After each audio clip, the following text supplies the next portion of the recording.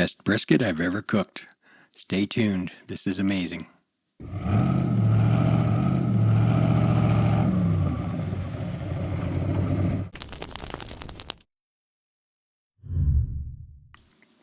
So here I've got a nice brisket from Costco, AAA. It's huge, and I've trimmed it up and used kosher salt for the dry brine for 72 hours. Here I've got some bacon grease on the bottom and some butter on top. So this was pulled out to be wrapped when it hit about 165 degrees minimum temperature. And here you see it going in the roaster, but it actually at this point went back in the oven.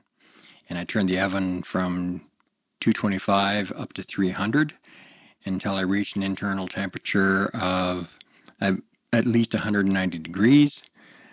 But I actually hit about 192 in the flat and about 195 in the point. And at that point, it went into the roaster for the 18-hour hot hold at 150 degrees. And this is all in Fahrenheit, by the way. So here I'm just pulling it out. And had a little accident here. I cut that out of the video. You don't need to see me spilling 80% of the juice all over the floor and cleaning it up. But, you know, stuff happens. And so I'll be taking once I get it out of the wrappers there, the bottom, the fat on the bottom is so well rendered. My fingers just like squish right into it. And you can just feel how soft and jiggly the brisket is here. And it's definitely hot even with the latex gloves. So, now I'm going to pull out my 13-inch Victorinox breaker knife. It's been a wonderful knife. Holds an edge like you wouldn't believe. I hardly ever have to touch it up on the hone. And I've never had to actually run it through my electric sharpener that you see sitting in the back for those who have a sharp eye. And it's right by that rack of utensils there. It's a Work Sharp. That thing works great. So I've split it in the middle, and sorry I was blocking the view on some of the cuts. I forget this kitchen is so different from where I did most of my cooking videos earlier that I tend to block it out sometimes. I've got an island that I'll be using for cooking videos at some point, but I got to get a top put on it first. And that little point you see me squeeze in there, that's going to be the first thing I'm trying in the taste test that you can see.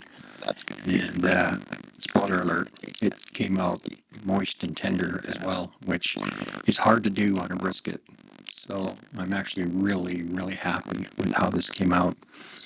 And now we're cutting some slices out of the point. And this is definitely the best brisket I've cooked to date. And I've tried other methods, but this method of pulling it out early and then doing the 18-hour hot hold at 150, it gives you that tenderness without losing that wonderful beefy flavor or getting that pot roasty texture. So I much prefer this method of doing it. It's a lot more work, but it comes out incredible.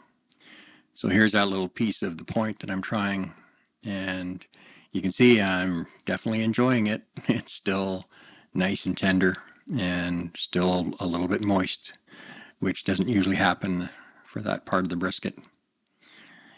And then we're going to try a piece of the point here. And this came out absolutely melt in your mouth tender. Now, because I didn't do a proper wet brine, I had to, of course, add salt when I ate it. But and of course I'm using the Malden smoked salt, which I absolutely love. So give this method a try. You'll absolutely love it. This brisket came out just incredible.